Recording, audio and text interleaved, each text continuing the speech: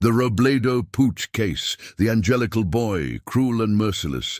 The face of an angel can hide the darkest of souls. In the early 1970s, Argentina witnessed something that would forever change how people looked at youth and innocence. Carlos Eduardo Robledo Puch had the kind of face that made mothers smile on the street. Blonde hair, blue eyes, and a gentle demeanor that could melt hearts. But behind those innocent features lived a mind capable of unthinkable cruelty. At just 17 years old, this boy would become one of the most notorious serial killers in Argentine history. His story isn't just about the crimes he committed. It's about how evil can wear the most beautiful mask, and how a society struggled to understand that monsters don't always look like monsters. The newspapers called him the Angel of Death. The police called him a nightmare. But to those who knew him before the darkness consumed everything, he was simply Carlos, a quiet boy who seemed to have everything going for him. How does someone so young, so seemingly perfect, become capable of taking 11 lives without a trace of remorse? This is the story of a boy who looked like he belonged in a church choir, but chose to walk through hell instead. And as you'll discover, sometimes the most terrifying evil comes wrapped in the most innocent package. What happened in those crucial years that transformed an angelic child into a cold-blooded killer? The answer lies in the shadows of a seemingly normal childhood, where the first cracks in his soul began to show.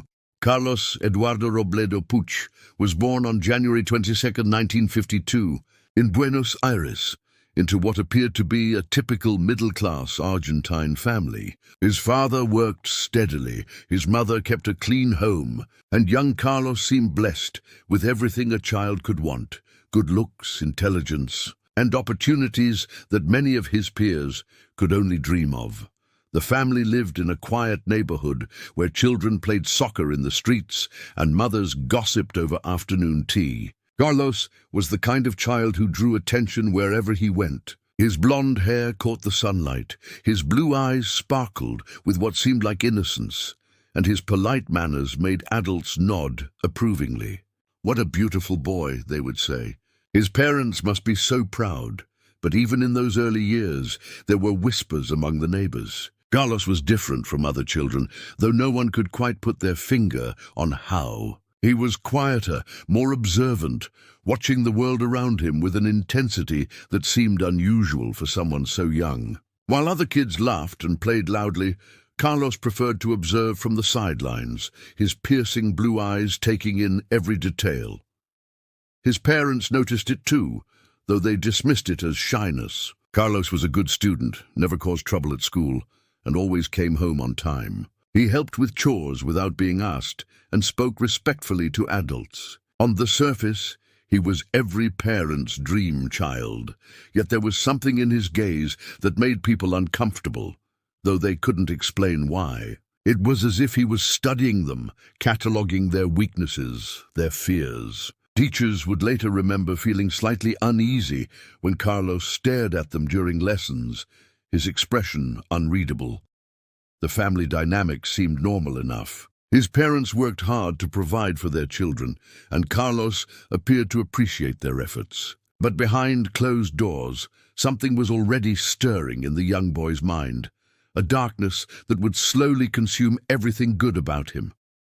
As Carlos grew older, that angelic face became his greatest weapon, allowing him to move through the world without suspicion, without anyone imagining what thoughts were forming behind those innocent blue eyes.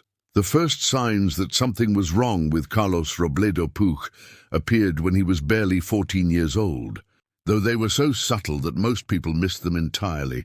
It started with small things: a coldness in his eyes when he thought no one was looking, an unusual fascination with violence in movies and books, and a disturbing lack of empathy when others were hurt. His teachers began to notice that Carlos never seemed affected by the things that moved his classmates. When a student was bullied, Carlos watched with detached interest rather than sympathy. When animals were hurt, he showed no emotion. It was as if the part of him that should have felt compassion had been switched off.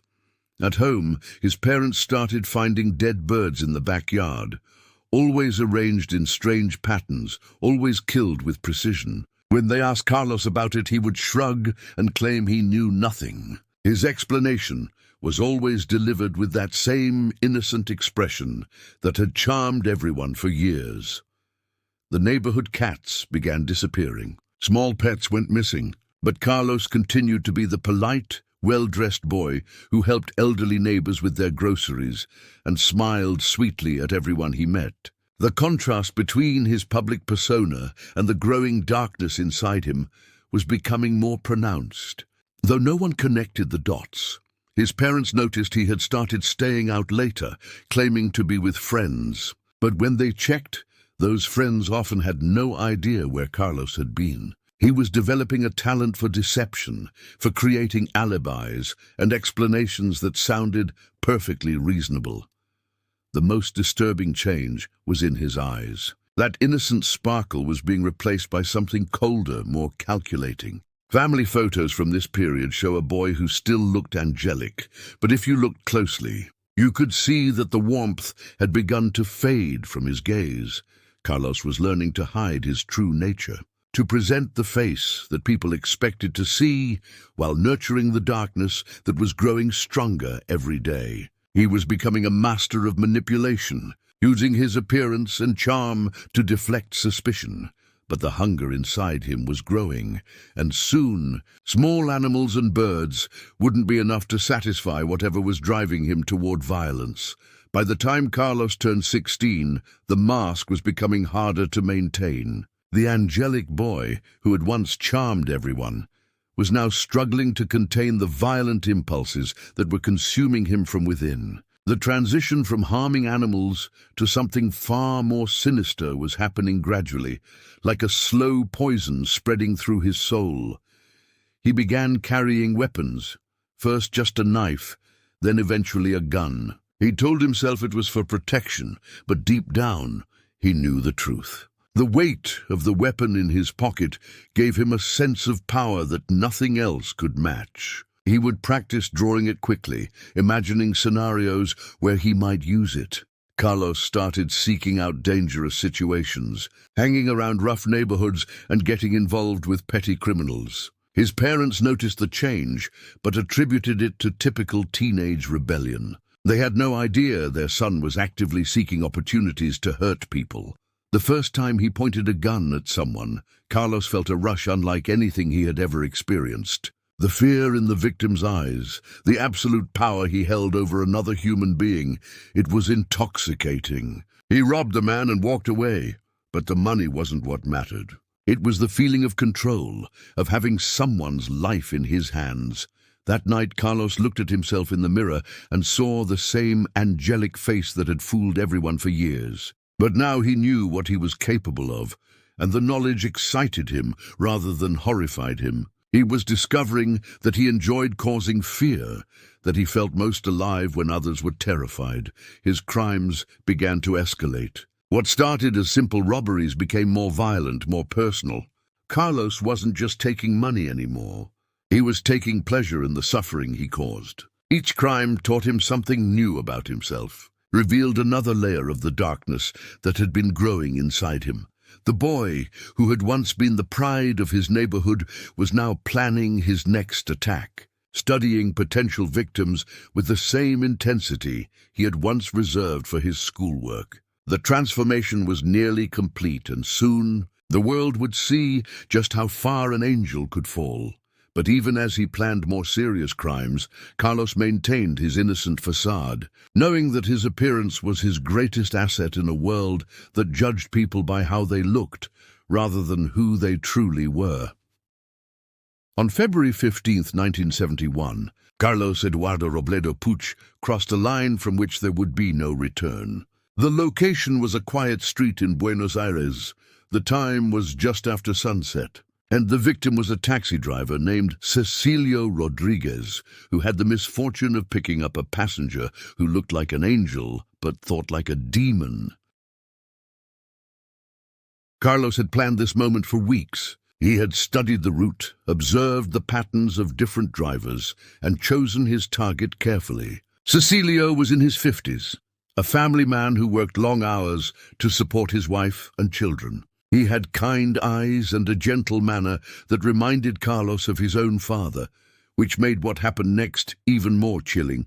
The ride started normally. Carlos gave an address in a quiet part of the city and sat in the back seat, his hands folded in his lap like a well-behaved child. Cecilio tried to make conversation, commenting on the weather and asking about Carlos's plans for the evening. The boy responded politely, his voice soft and respectful, but as they drove deeper into the empty streets, something shifted in the car's atmosphere. Cecilio glanced in the rearview mirror and saw that his passenger's expression had changed. The innocent smile was gone, replaced by something cold and predatory. "Stop the car," Carlos said quietly, his voice now devoid of the warmth it had held moments before.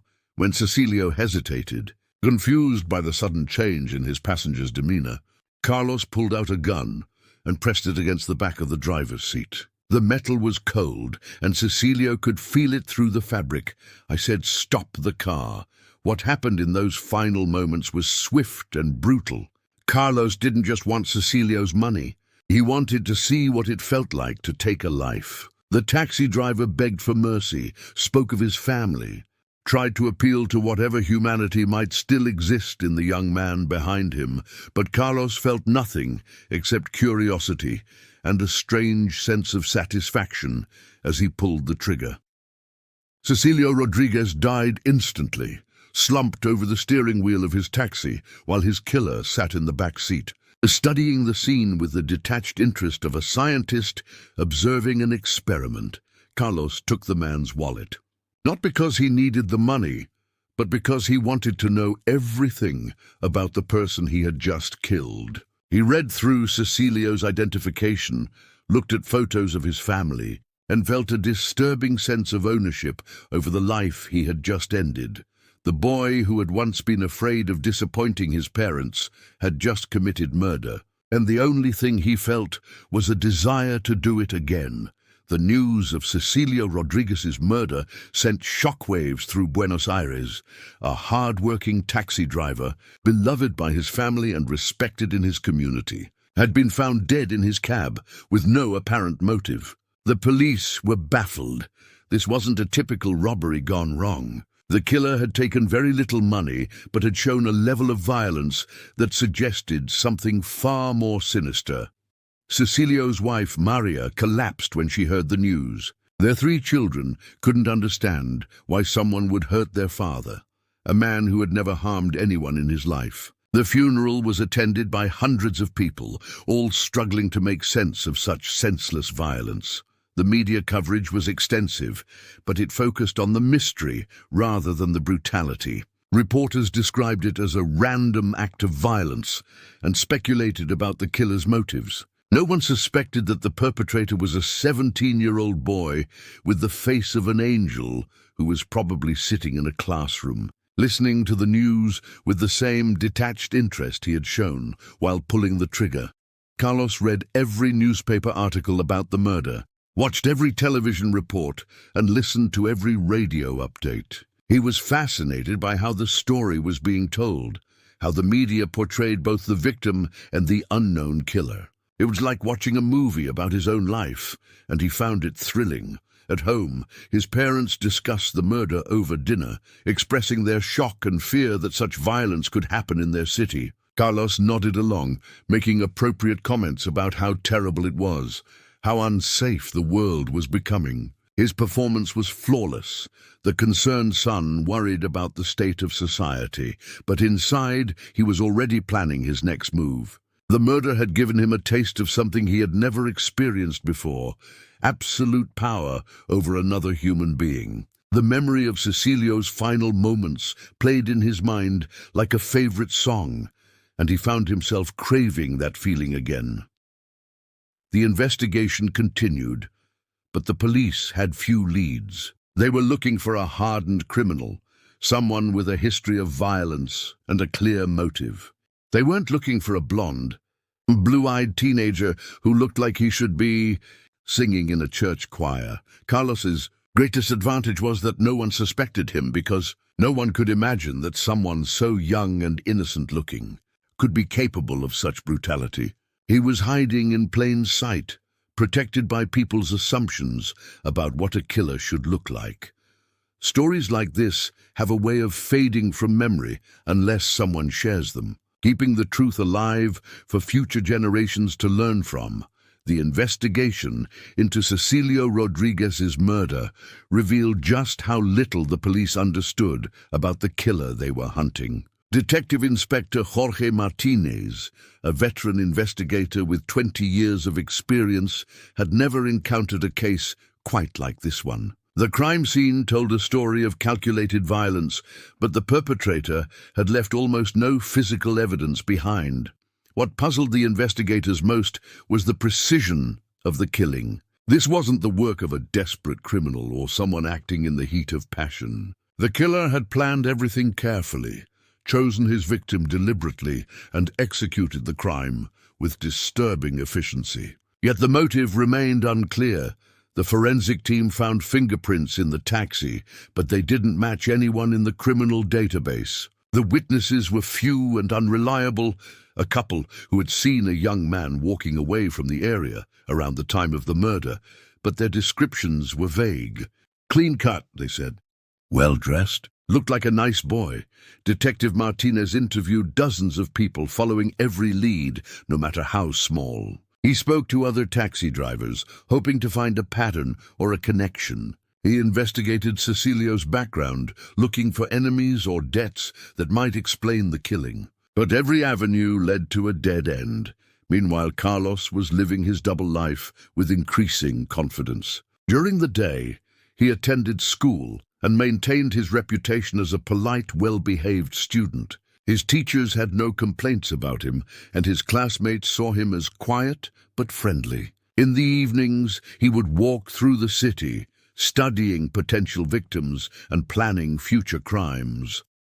The murder had awakened something in Carlos that couldn't be satisfied with just one killing. He found himself thinking constantly about the moment when Cecilio had realized he was going to die. The way fear had transformed the man's face, the absolute control Carlos had felt in that instant. 3 weeks after the first murder, Carlos struck again. This time, the victim was a shop owner named Alberto Fernandez, a 60-year-old man who stayed late to balance his books. Carlos entered the store just before closing time, pretending to be a customer looking for a gift for his mother. Alberto was helpful and kind, showing Carlos different items and making suggestions. The old man's kindness made no difference to Carlos. If anything, it made the killing more satisfying. There was something particularly thrilling about destroying innocence and trust. The pattern was becoming clear to Carlos, even if the police hadn't recognized it yet. He was developing a method, a signature style that satisfied his growing need for violence while minimizing his risk of being caught. But with each crime, Carlos was also becoming more reckless, more confident in his ability to evade capture. He was beginning to believe that he was smarter than everyone else, that his angelic appearance made him untouchable. The courtroom was packed on the morning of Carlos Eduardo Robledo Puch's trial. After months of investigation, the police had finally connected the dots between multiple murders, and the evidence against the young man was overwhelming. But what shocked everyone wasn't just the brutality of his crimes, it was his appearance.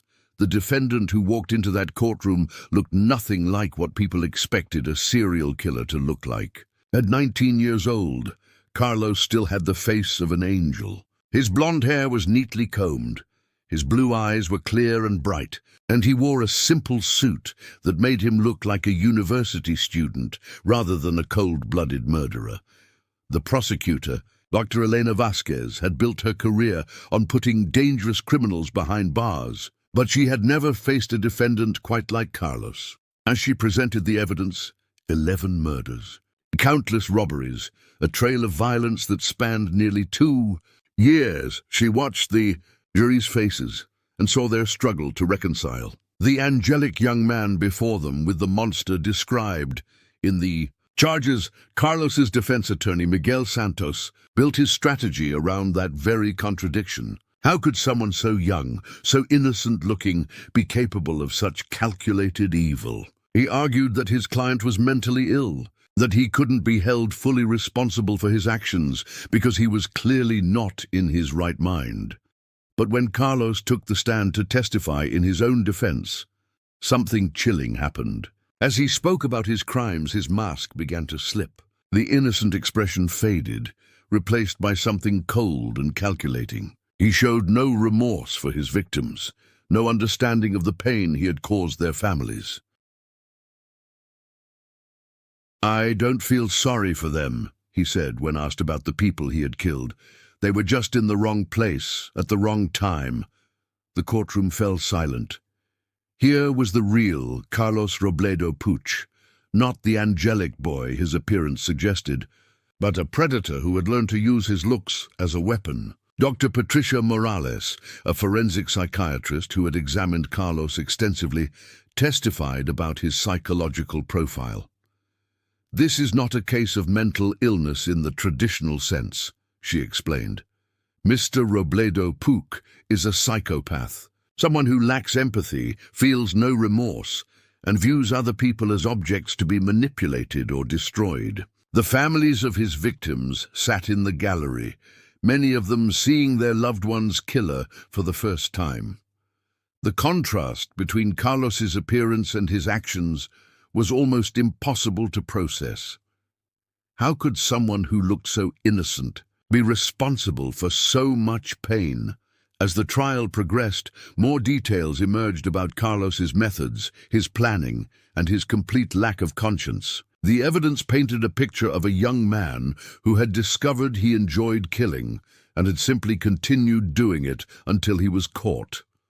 The psychological evaluation of Carlos Eduardo Robledo Puch revealed a mind that was both fascinating and terrifying to mental health professionals. Dr. Patricia Morales spent dozens of hours interviewing him, conducting tests, and trying to understand how someone so young could become so completely devoid of human empathy. What she discovered challenged many assumptions about the development of psychopathy. Carlos wasn't the product of obvious abuse or trauma. He hadn't suffered the kind of childhood horrors that often create violent criminals. Instead, he seemed to represent something far more disturbing: the possibility that some people are simply born without the capacity for normal human emotion. During their sessions, Carlos was polite and cooperative, answering questions with the same respectful manner he had always shown to adults. But Dr. Morales quickly realized that his cooperation was just another form of manipulation. He was studying her just as intently as she was studying him, trying to figure out what she wanted to hear. "He has an extraordinary ability to mimic normal emotional responses," Dr. Morales noted in her report. "When discussing his crimes, he can produce what appears to be remorse or sadness, but these emotions are completely artificial. He's learned to perform humanity rather than feel it." The most chilling aspect of Carlos's psychology was his complete inability to understand why his actions were wrong. He could recite moral principles and explain why murder was illegal, but he felt no emotional connection to these concepts. To him, killing was simply something he enjoyed, like other people might enjoy music or sports. Carlos described his victims with the same detachment he might use to discuss the weather.